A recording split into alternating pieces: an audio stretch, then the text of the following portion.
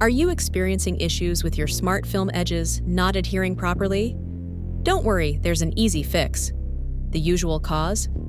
Contamination. Any dirt, oil, or residue on the glass or smart film prevents proper adhesion. Here's your two-step solution. First prep.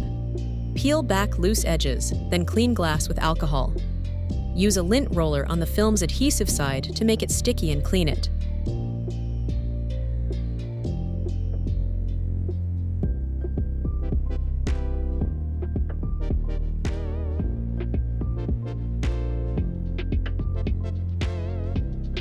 Next, reapply. Ensure all surfaces are dry and carefully reattach film, smoothing as you go. That's it. Clean surfaces means sticky film. Your edges should now adhere perfectly, restoring your smart film's full functionality. Remember, for best results, always start with clean hands and surfaces when installing or fixing smart film and use gloves.